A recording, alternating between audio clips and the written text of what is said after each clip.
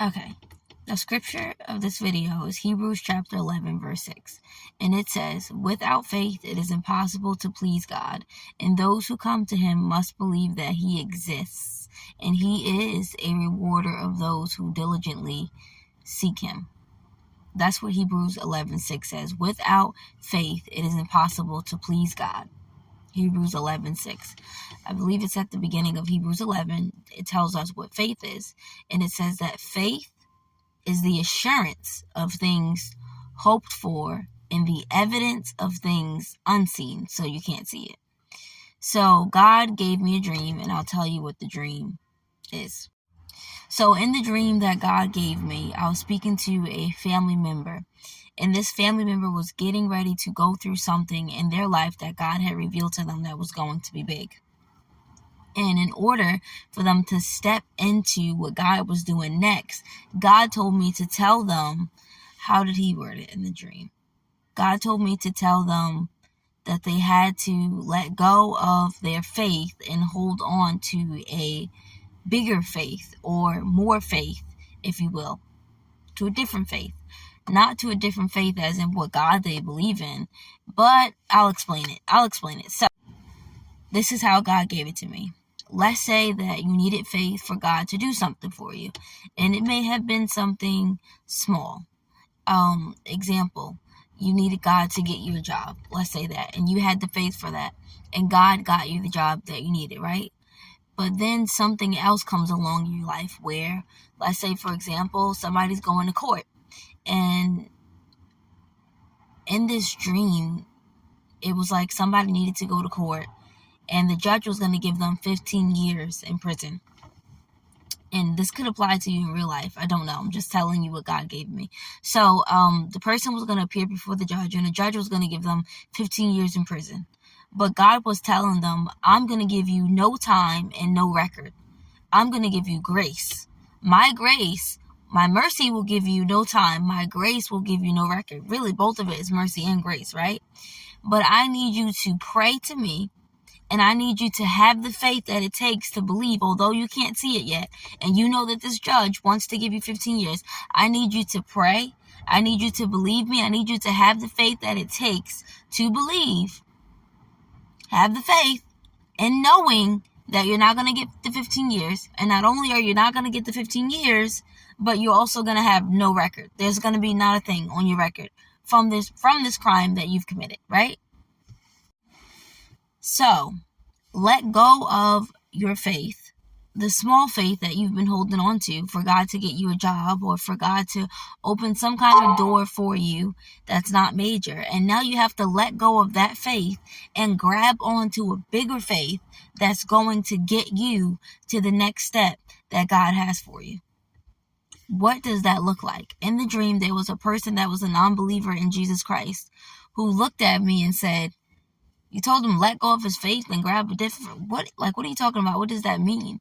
And like I said, it means you had faith for God to take you to this place, and he did, but now you're going to need more faith, a bigger faith, to take you to a different place, an unfamiliar faith, if you will. And what I mean by an unfamiliar faith, let's say you're used to God doing this one thing or a few things in your life, and he always does it the same way. Right? God help me. He always does it the same way. You know that he's always going to do it this way. You know that it's always, I just got this example. Let's say when you were a kid, your parents always took you to the same beach. You always prepared the same way, always the same snacks, always the same swimsuit, if you will, always the same travel bag that you're going to use to pack everything in. And one day, your parent says, "We're going to the beach. Pack a bag. But don't pack the same swimsuit that you wore before." At first, you might be like, that's a little weird. You go in your room and you get a different swimsuit. They say, "We're going to a different beach. We're bringing different snacks." Okay. But let's say this beach that we're going to today, it's not a bay, it's an ocean. The waves will be raging a bit more than a bay. It's actually going to be waves, and it's going to be a bit deeper a little sooner, and there's going to be sharks in the water. It's going to be crazy. So today I'm going to need you to bring your life jacket. And you're like, "A life jacket? But Mom," and you get scared, and your mom's like, "Don't get scared. Just trust me. Don't get afraid. Just trust me. Bring the life jacket. And you're starting to get a little bit panicky. And then she says, oh, and I also need you to bring water shoes. Mom, we never wear water shoes. I know. But today we're going to be wearing water shoes. Your shoes of peace. You understand? Your shoes of peace. Put on the full armor of God and get ready. Right? Because Satan, he's never going to stop attacking us as believers. For the rest of our lives, we will go through spiritual warfare. But for the rest of our lives, we are to wear the full armor of God. For the rest of our lives, God will be our shelter and our refuge and our protection and our strong tower and our strength. For the rest of our lives, God will be that for us. So put on your armor and get ready.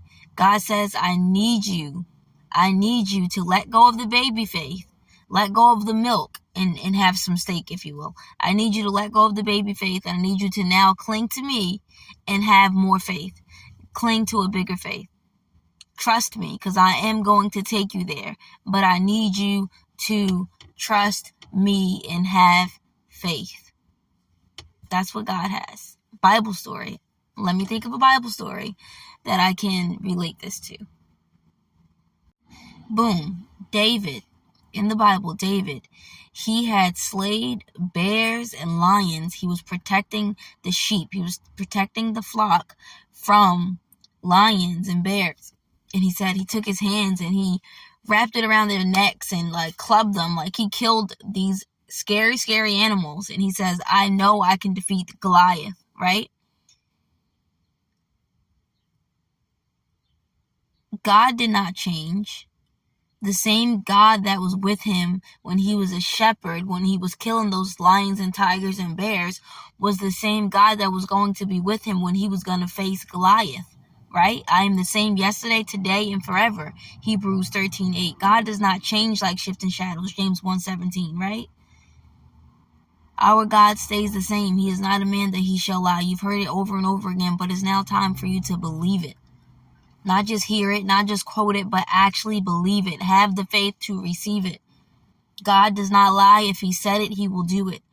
So David is now facing Goliath. Goliath is a whole different breed. He's a whole different giant. So David obviously had to have more faith. But he had faith in the same God. It was the same God. Nothing changed, but David had to have more faith. David grabbed a slingshot. He grabbed a rock and a stick.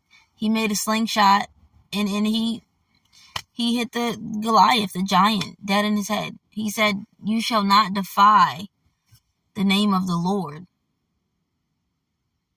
of heaven's armies, heaven's army. Like, you have to have more faith, okay? And you can do it, and ask God to help you. Increase my faith, O Lord. Help me to trust you. Help me to walk by faith and not by sight. God understands, but he needs you to trust him. He needs you to trust him through this. He's got you. He'll never let you go. He'll never leave you, or he'll never forsaken you. It's different. It's hard. It's new. Behold, I am doing a new thing. Do you not perceive it? But he's doing it. That's the best part about it. He is doing it. So all you have to do is trust him and be obedient. Walk in step by step that he tells you to. For the steps of a good man, for the steps of a good person is ordered by the Lord. Trust God. He will order your steps. So you keep stepping in obedience wherever he tells you to, and you trust him. And you trust him. And if you have to wait before the next step, before you know what the next step is, you stand in line where he told you to stay before you take the next step. You don't take the next step without his obedience. You don't go in whatever direction without him telling you to go that way. You trust him and you wait on him. You got this, right? But ultimately, God's got this. So you just trust him and you walk according in the plans and the purpose that God has called you to walk in. Take the steps that God is telling you to step in. Not the steps that you want to step in. Not the steps that the devil is trying to get you to step in. And not the steps that your family is telling you to step in. Because 9 times out of 10, your family is not right. Follow God. Not yourself, not your family, not your friends. Have a great day.